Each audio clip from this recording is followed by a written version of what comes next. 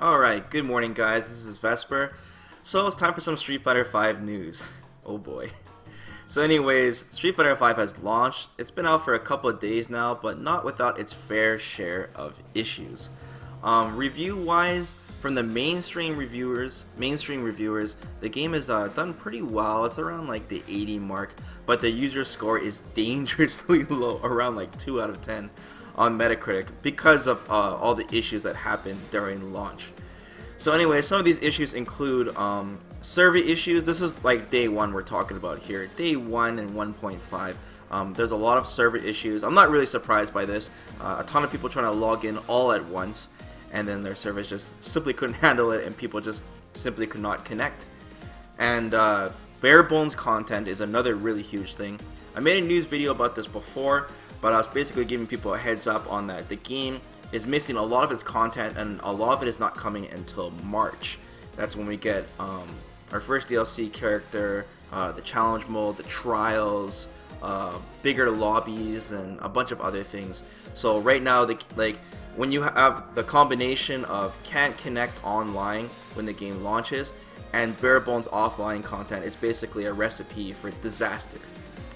And then strange PC issues as well, such as not being able to rebind your keys on the keyboard. That was really odd oversight. Resolution switching issues, people are having troubles switching resolution because I think every time you change the resolution, it will actually switch that resolution without actually applying it, and some people are having problems with that.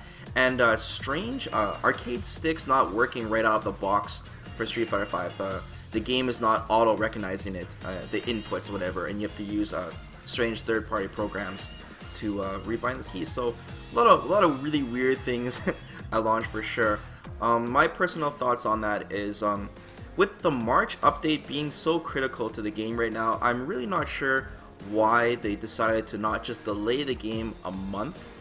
Because, you know, it's nice that they didn't delay the game. Nobody likes delays, but delays are very important because, you know, you can't tell the future, and Capcom has been, you know, cramming this game, getting it ready as soon as possible kind of thing, getting it out there. I think the reason why they made the February 16 launch is because they want to get their tournament structure underway with the Capcom Pro Tour starting like literally this month, and they want people to have access to the game and start practicing and getting ready for it. But what I think Capcom should have did is basically make an open beta. Like, anyone who pre-ordered the game or something, just have an open beta for a month until the March update, and then the March update could have been the official release, and then people couldn't review the game until March, and that would have saved Capcom a lot of trouble, I think. So I'm really not sure why they didn't do that. But it is what it is. But that's not to say that Capcom hasn't been fixing things. They've been giving us actually a lot of updates, daily updates on what's going on. So one of the things that they've fixed recently is that the online servers should be way more functional right now. You should be able to connect much easier, and matchmaking should be a lot quicker for finding opponents. So they got most of that worked out, but they're still, you know, checking it every day to make sure things are going good. The battle lobby or the battle lounge should be working better now. I heard that if you're in the battle lounge for too long with an opponent, that it will simply you just can't find matches anymore afterwards. But they said they've been working on that. That should be working out too.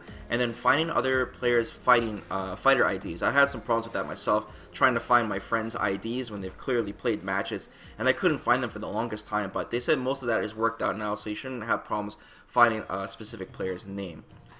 There are things that Capcom is aware of and they're trying to fix, like right now. Basically, PC is having a problem launching the game.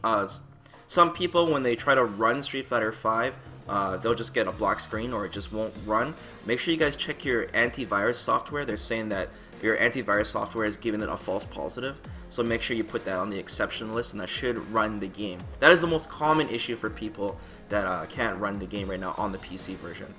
Also, Capcom was looking for to add the ability to rebind your keys on the keyboard, which is definitely a priority issue that they should be working on. But for now, you can use third-party programs such as Joy2Key and X360CE, which I personally use for my Hori VLX. And they're working on fixing the resolution issue for PC as well.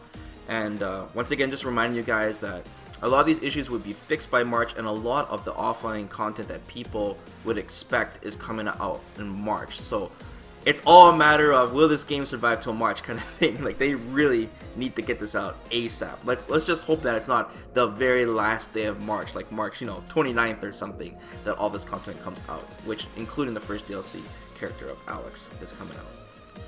Also, Capcom announced that they're gonna be looking into adding an arcade mode to the game, which was a very strange omission from the game. But Capcom, I quote, said, "The team is looking to add in an arcade mode and will have more information to share soon." So hopefully they do add that, just for something else for us to do besides survival mode and just pulling out our hair on that, because just crazy time consuming, it's a crazy grind with its insane rubber band AI. Speaking of AI, Capcom was also planning to add a difficulty slider to the story mode of the game as well, because the computer AI in the story mode is pretty just brain dead right now. But I also think personally they should add more matches to it as well. Story mode is supposed to be quick, but it's a little too quick. We're getting 1 or 2 one-round matches, which is really strange. They should have definitely grinded that out a little more, because right now, like I said, people are looking to just play survival mode right now to pass by the time till March. So yeah. And lastly, we got the Vega glitch. So there's this Vega glitch that was discovered recently in the game, which is really funny. Basically, when Vega does his down V trigger where he throws the rose, if he somehow hits the opponent when they're crossing up on him and the hitbox still on the left side, Chun-Li is the best example of her down forward hard kick command normal. Vega just simply can't find the opponent to cross him up with, and he'll just fly up on the top of the screen and just keep flying up for a really long time, and eventually he will fall. But you could definitely timer scam somebody with this. It's pretty difficult to recreate it in a real match, but it could happen, and it has happened. I think there was a video where it actually has happened, but it's a really funny glitch, so I don't know, you guys can check that out. Anyways guys, that's just the news. I'm just updating you guys with what's going on with Street Fighter V so far, and yeah, I'll continue to update you guys in the future. So take care. Peace.